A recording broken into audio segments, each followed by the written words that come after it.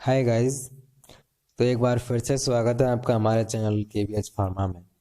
आज हम इस वीडियो के अंदर सोर्स ऑफ इम्प्योरिटी चैप्टर का सेकंड पार्ट डिस्कस करेंगे। सेकंड पार्ट के अंदर वो सारे पॉइंट है जो फर्स्ट वीडियो के अंदर नहीं थे। फर्स्ट पार्ट के अंदर फर्स्ट वीडियो के अंदर हमारे इम्प्योरिटीज़ की डेफिनेशन और उसका बेसिक और 3 सोर्सेज कंप्लीट हो चुके थे, और इस वीडियो के अंदर हम फोर्थ सोर्स से सारे सोर्स डिस्कस करेंगे। लेकिन इससे पहले यदि आपने चैनल सब्सक्राइब नहीं किया है तो चैनल को सब्सक्राइब कीजिए, और यदि आपने वीडियो का फर्स्ट पार्ट नहीं देखा है तो डिस्क्रिप्शन के अंदर उसकी लिंक है, आप उस पर क्लिक करके फर्स्ट वीडियो देख सकते हैं। तो स्टार्ट करते हैं फोर्थ पॉइंट से, defects in manufacturing process. Defects means कमी and manufacturing process means production. किसी भी केमिकल कंपाउंड या इनऑर्गेनिक केमिकल्स का प्रोडक्शन होता है तो उसके अंदर यदि कोई भी कमी रह जाती है तो उसकी वजह से इम्प्योरिटी आ जाती है। कमी कहीं पे भी रह सकती है, जैसे कि मिक्सिंग कंप्लीट नहीं हुई है, जैसे कि कोई कंपाउंड जिसके अंदर मिक्सिंग रिक्वायर्ड है तो उसके अंदर परफेक्ट मिक्सिंग नहीं हुई है, इम्परफेक्ट रह गई है, तो उसकी वजह से इम्प्योरिटी आ जाएगी। यदि रिएक्शन इनकम्प्लीट है तो भी इम्प्योरिटी आएगी। और टेम्परेचर सही नहीं है, जिस टेम्परेचर पर रिएक्शन होनी चाहिए उस टेम्परेचर पर नहीं करवाई गई है तो भी इम्प्योरिटी आएगी।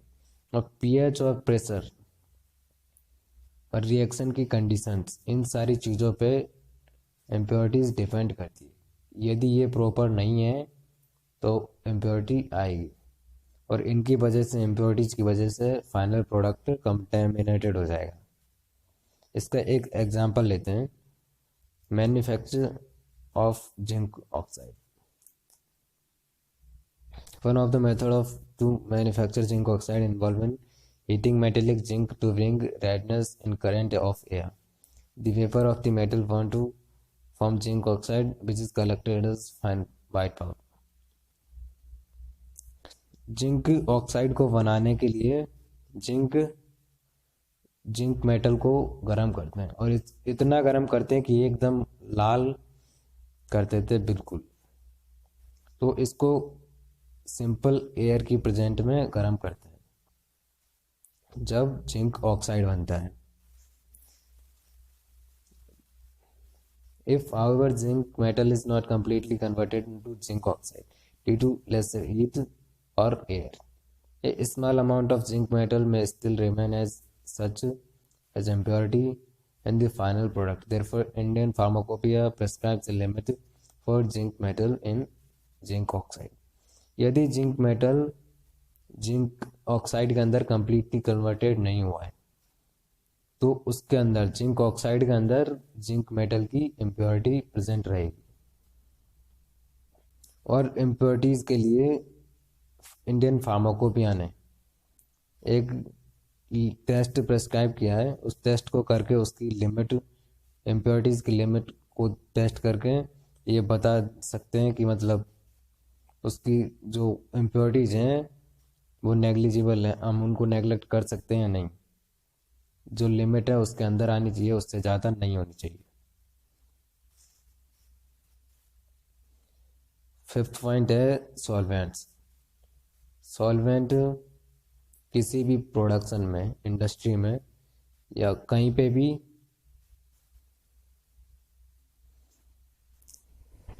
सॉल्वेंट रिक्वायर्ड होते हैं। और सॉल्वेंट में वाटर एक यूनिवर्सल सॉल्वेंट है। Water is the cheapest solvent and commonly used especially in the manufacture of organic chemicals. Water सबसे ज़्यादा यूज़ किए जाने वाला सॉल्वेंट है। वाटर 4 टाइप का होता है, tap water, soften water, demineralised water and distil water.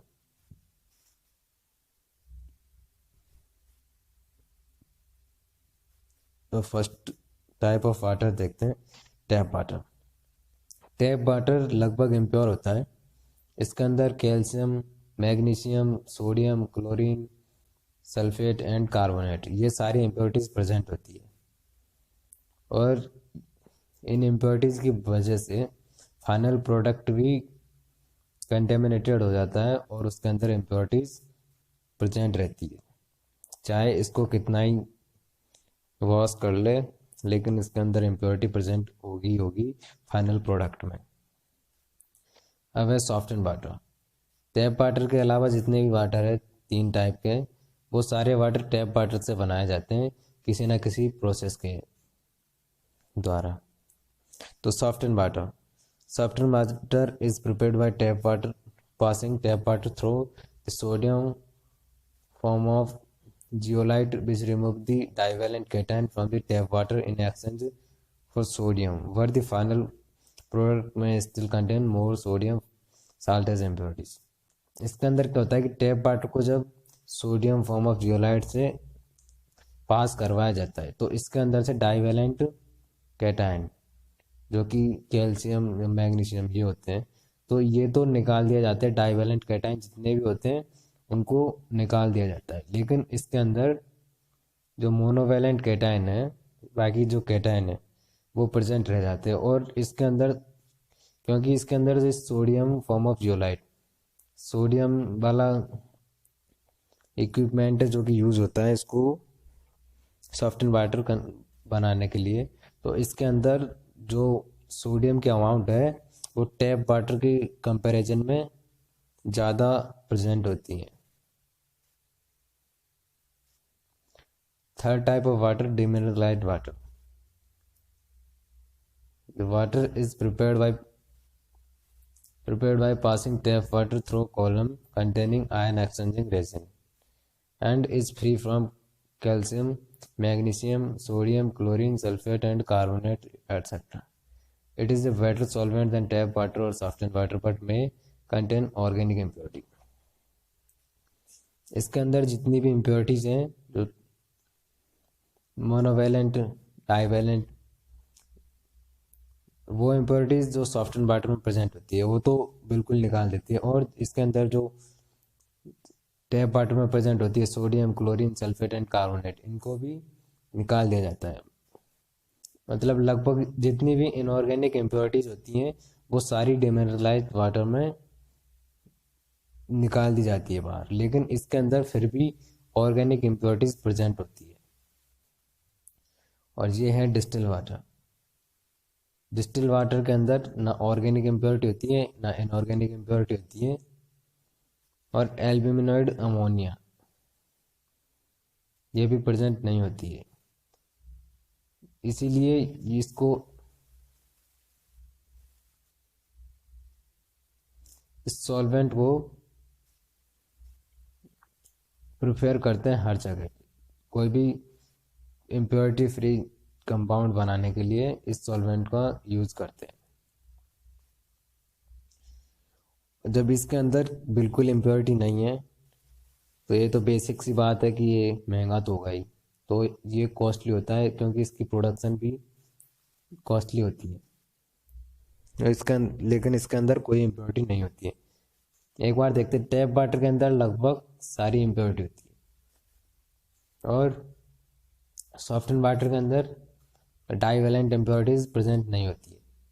और डिमिनरलाइज्ड वाटर के अंदर ऑर्गेनिक इम्प्योरिटीज प्रेजेंट होती है बट इनऑर्गेनिक इम्प्योरिटीज एलिमिनेट कर दी जाती है टोटली। एंड डिस्टिल वाटर, ये बिल्कुल प्योर वाटर होता है जिसके अंदर किसी भी प्रकार की कोई इम्प्योरिटी प्रेजेंट नहीं होती है। अब देखते हैं 6 type of impurities source. Action of solvent and reagent on reaction basis. कभी कभी क्या होता है कि सॉल्वेंट या फिर जो रिएजेंट है जो कि रिएक्शन में यूज आते हैं वो उस वेसल से रिएक्ट कर जाते हैं जो कि जिनमें रिएक्शन कंप्लीट होती है। या कहे तो जहाँ पर हम रिएक्शन कंप्लीट करवाते हैं जिन भी वेसल्स में, तो उन वेसल्स से वो केमिकल या सॉल्वेंट रिएजेंट जो भी हैं वो वेसल से रिएक्शन करके कंटेमिनेटेड हो जाता है या फिर वेसल को डिजॉल्व कर देता है, जिससे कि उसकी जो वेसल की इम्प्योरिटीज हैं वेसल को डिजॉल्व करेगा, तो उसकी इम्प्योरिटीज फाइनल प्रोडक्ट में भी आएगी।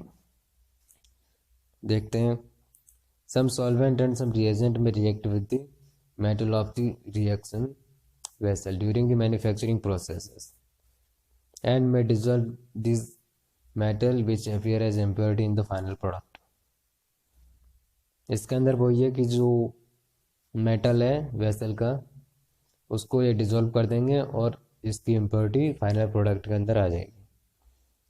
Metallic reaction vessel such as copper iron, galvanoid iron, tinned iron, aluminum, nowadays more usually of the stainless steel, are generally used in the manufacture of inorganic chemical।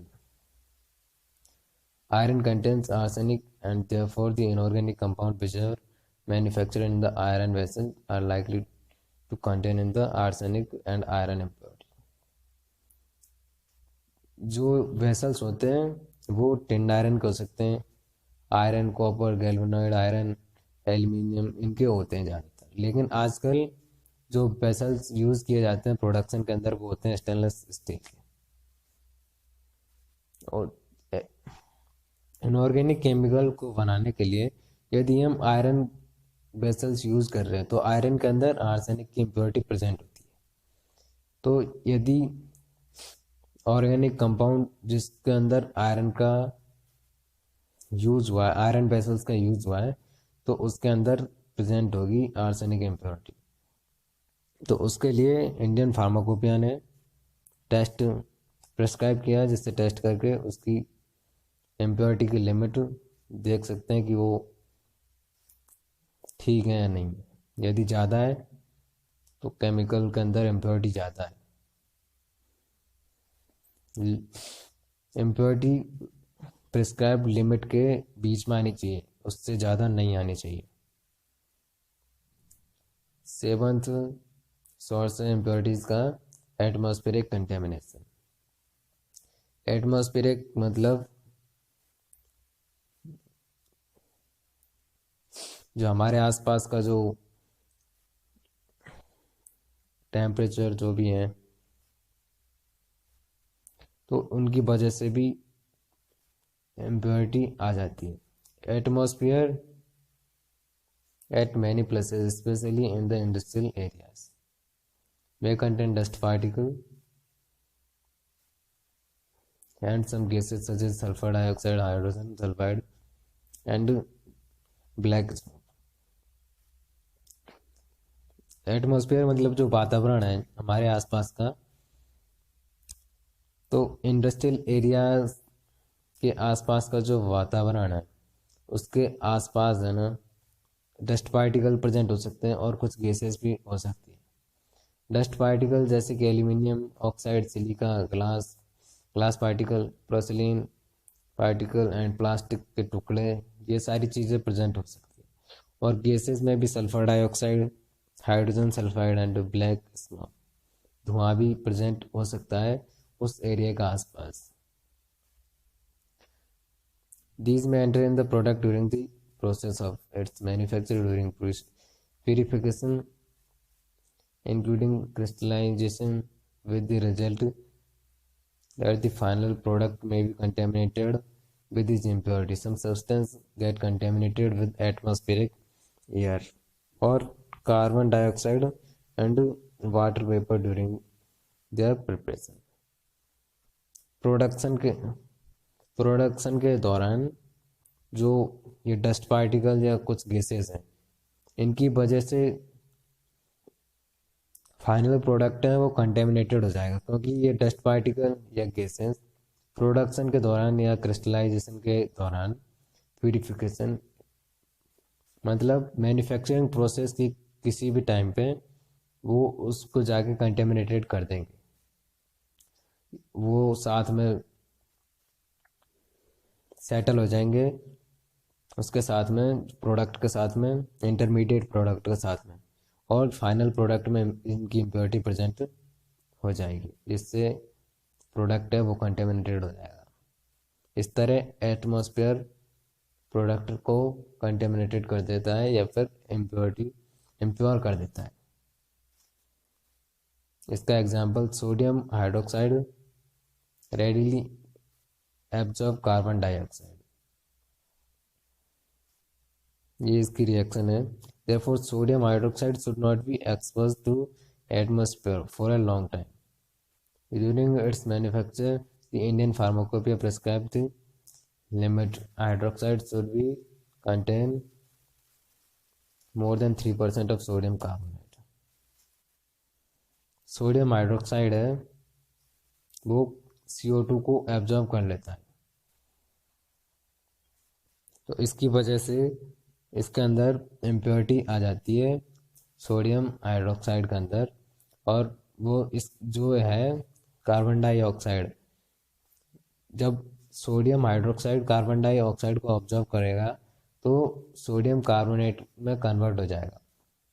तो ये sodium carbonate है, इसकी impurity final product में आ जाएगी।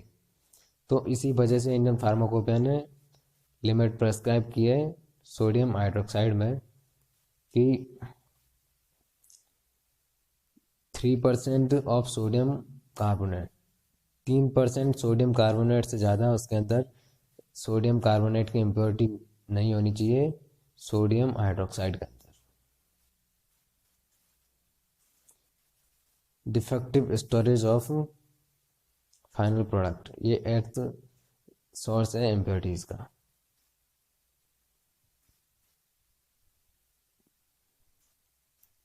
Some pharmaceutical chemicals undergoes chemical decomposition if these are not properly stored. कोई भी चीज़ यदि उसको प्रॉपरली स्टोर नहीं की जाए, कोई भी घर में भी जैसे कि सब्जियां हैं उनको यदि फ्रिज में ना रखे तो वो ख़राब हो जाती है। तो इसी तरह यदि कोई भी फार्मास्यूटिकल केमिकल्स या प्रिपरेशन है उनको यदि प्रॉपर स्टोरेज में नहीं रखा जाए तो उनका डिकम्पोजिशन हो जाता है और वो ख़राब हो जाती है। आयोडीन इसका एक एग्जांपल है। आयोडीन वॉलेटाइल होता है, यदि उसको हवा में खुला छोड़ दिया जाए तो वो वेपराइज हो जाता है। तो iodine react with cork, rubber and some metals. Iodine का जो नेचर होता है वो होता है कि वो कॉर के, रबर से और कुछ मेटल से भी रिएक्ट कर जाता है। तो इसकी वजह से यदि रिएक्शन होगी तो कुछ ना कुछ प्रोडक्ट, कुछ ना कुछ तो बनेगा, अनदर केमिकल, तो इसकी वजह से इम्प्योरिटी आ जाएगी। Therefore it has to be stored in glass bottle fitted with glass stop. इसी वजह से इसको ग्लास बॉटल में स्टोर किया जाता है और उसके ऊपर स्टॉपर्ड भी ग्लास का होना चाहिए। आयोडीन में contain impurity if this store in container made up of metal with it react, or if stoppered of the container are rubber or cork। यदि आयोडीन को हम मेटल के कंटेनर में रखें और उसके ऊपर रबर और या कॉर्क, रबर का कॉर्क हो तो वो रिएक्ट कर जाता है और इम्प्योरिटीज आ जाएगी आयोडीन के अंदर। अब ये लास्ट पॉइंट है, लास्ट सोर्स है इम्प्योरिटीज का, एडल्ट्रेशन। इसके अंदर क्या होता है, एडल्ट्रेट मतलब मिक्स करना हो जाता है लगभग। तो सब फार्मास्यूटिकल केमिकल्स में एडल्ट्रेट विद चीपर सब्सटेंस। अब इसको हम जानबूझ के करते हैं, क्योंकि यदि ऐसा मिक्सिंग नहीं करेंगे तो फिर जो प्रोडक्ट है वो महंगा हो जाएगा, बहुत ही एक्सपेंसिव होगा, जिसको अफोर्ड नहीं कर पाएगा आम आदमी। इसका एग्जांपल है पोटेशियम ब्रोमाइड में भी adulterate with sodium bromide. Potassium bromide है उसको सोडियम ब्रोमाइड से एडल्ट्रेट किया जाता है, मतलब इसकी पोटेशियम ब्रोमाइड की जगह पे जिस रिएक्शन के अंदर पोटेशियम ब्रोमाइड यूज हो रहा है उस रिएक्शन के अंदर पोटेशियम ब्रोमाइड की जगह पे सोडियम ब्रोमाइड यूज करेंगे, क्योंकि पोटेशियम ब्रोमाइड है वो बहुत ही एक्सपेंसिव होता है सोडियम ब्रोमाइड की कंपैरिजन में। Some people may mix sodium bromide and potassium bromide. Potassium salt are more expensive than their corresponding sodium salt. Pharmacopoeia prescribe limit test for sodium in them. इस वजह से impurity होगी, मतलब sodium तो इसके अंदर मिक्स कर रहे हैं लेकिन फिर भी इसकी इम्प्योरिटी लिमिट से ज़्यादा नहीं होनी चाहिए, एक लिमिट के अंदर ही होनी चाहिए। ये 9 सोर्सेस थे इम्प्योरिटीज के, ये सारे के सारे, और इनके जो एग्जाम्पल हैं एक एक एग्जाम्पल बताया मैंने आपको।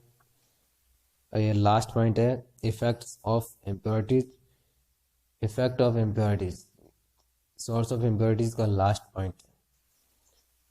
The impurities when present in the medicinal substance, जब इम्प्योरिटी मेडिसिनल सब्सटेंस में प्रेजेंट होगी तो इसका टॉक्सिक इफेक्ट हो सकता है। यदि किसी केमिकल के अंदर इम्प्योरिटीज प्रेजेंट होगी तो उसका इफेक्ट टॉक्सिक हो सकता है, डेंजरस हो सकता है। सेकेंड पॉइंट है causes A change in physical chemical properties. Impurities present है तो उसकी जो फिजिकल और केमिकल प्रॉपर्टीज हैं वो चेंज हो जाएगी। थर्ड पॉइंट है इनकम्पेटिबिलिटी विद अदर सब्सटेंस। यदि इम्प्योरिटी प्रेजेंट होगी किसी भी कंपाउंड में, केमिकल के अंदर, तो उसकी कंपेटेबिलिटी है अदर सब्सटेंसेस के लिए, तो वो है इनकम्पेटेबल हो जाएगा अदर सब्सटेंसेस के लिए। तो ये था सोर्स ऑफ इम्प्योरिटी चैप्टर के अंदर। Thank you for watching.